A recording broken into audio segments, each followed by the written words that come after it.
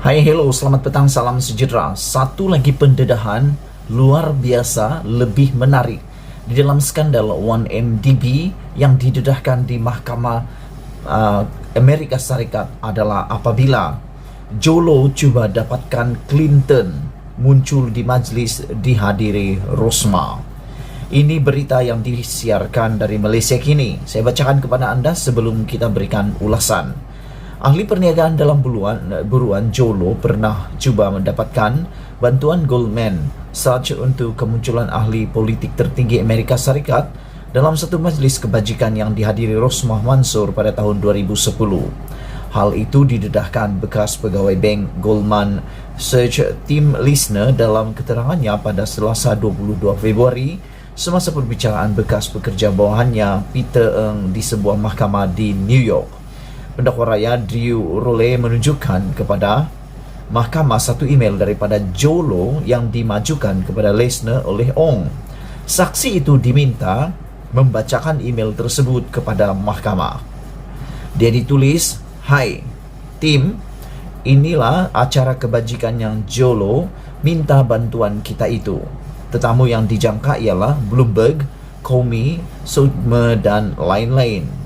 Adakah Lloyd boleh hubungi bekas Presiden Clinton dan majlis makan malam black tie dan kita mungkin diminta hadir, terutamanya jika kita dapat membantu Lisner membaca email yang ditulis oleh Lu. Black tie biasanya merujuk kod pakaian acara, biasanya tuxedo dan suit rasmi." Lisner menjelaskan kepada mahkamah, Jolo meminta bantuannya untuk menggunakan rangkaian Goldman Sachs, secara khususnya rangkaian Lloyd Blankfein yang pada ketika itu merupakan pengerusi dan CEO syarikat. Jolo mahu Blankfein untuk berhubung atau secara asasnya mendapatkan Presiden Clinton untuk menyertai acara buat wanita pertama Malaysia ini dalam apa cara sekalipun, katanya. Blankfein diketahui umum sebagai pro-demokrat. Nama-nama yang disebut dalam email Jolo itu berkemungkinan merujuk ahli parti Demokrat New York lain yang berpengaruh, Michael Bloomberg, Andrew Cuomo, Chuck Schumer dan Bill Clinton. Akhirnya, Lisner mendekati seseorang yang bernama Stephanie J yang digambarkan sebagai orang dari pejabat Blankfein. Mahkamah diberitahu J membalas menerusi email untuk bertanya, "Adakah kamu bertanya bagi pihak wanita pertama Malaysia sama ada Lloyd boleh meminta Bill Clinton untuk hadir acara ini? Saya gembira untuk membantu, cuma mahu pastikan yang saya tahu betul-betul apakah permintaannya dan siapakah pelanggannya dan lain-lain." Roll bertanya dan kamu kemudian membalas dengan berkata, "Pelanggan itu merupakan kerajaan Malaysia?" Lisner menjawab, "Ya, betul."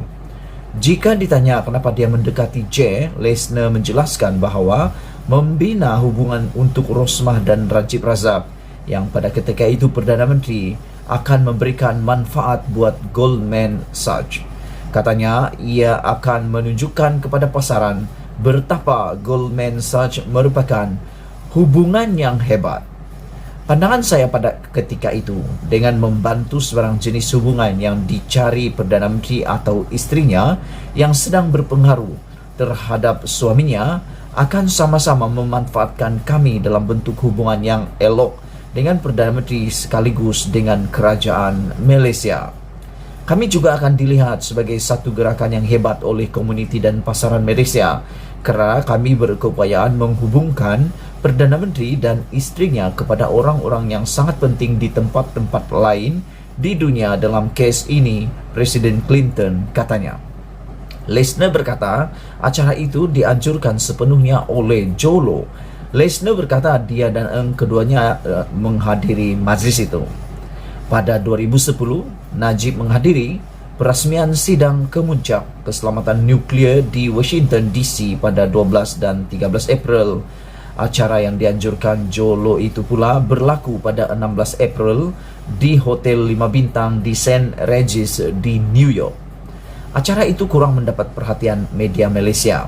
bernama melaporkan Yang Rosmah menerima anugerah keamanan dan kehormatan antarabangsa daripada Majlis Perniagaan bagi Persefahaman Antarabangsa BCIU AS semasa majlis di St. Regis itu.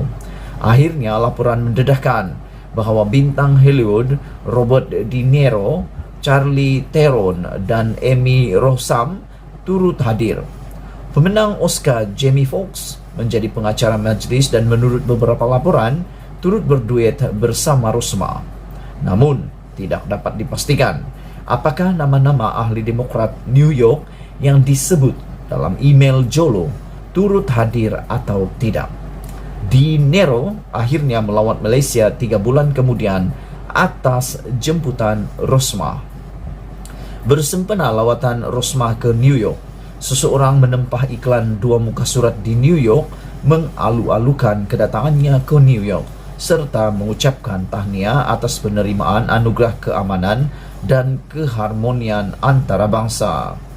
Menurut Nat Grab, NYTP pada mulanya memberitahu mereka yang iklan itu dibayar oleh kerajaan Malaysia. 2 minggu kemudian, Nat Grab menyiarkan satu lagi artikel tentang NYT menarik balik kenyataannya dan berkata bahawa iklan itu dibayar oleh keluarga dan rakan-rakan di US dan Malaysia. Pada 1 Julai 2010, ahli Parlimen Padang Serai ketika itu, N. Gopalakrishnan, mengadu bahawa pejabat Perdana Menteri mengelak soalan bertulisnya bagi mendapatkan perincian kos dibelanjakan untuk lawatan rasmi Rosmah ke AS itu. Inilah dia rakan-rakan pendengar sekalian, isu yang paling hangat daripada Malaysia kini membabitkan skandal 1MDB.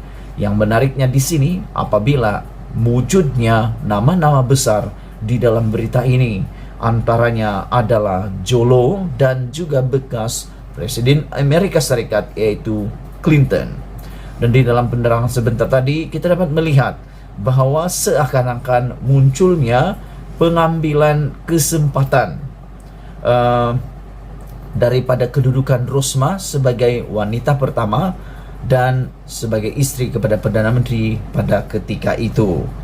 Dan kita harap apa yang kita bacakan ini dapat diselesaikan, dijelaskan dengan sejelas-jelasnya, terutamanya apabila menurut dalam artikel terakhir ini pada mulanya satu iklan itu dikatakan dibayar oleh kerajaan Malaysia, namun 2 minggu kemudian satu lagi pengakuan telah menyiarkan satu lagi artikel tentang NYTV menarik balik kenyataan dan berkata bahawa iklan itu dibayar oleh keluarga dan rakan-rakan di US dan Malaysia.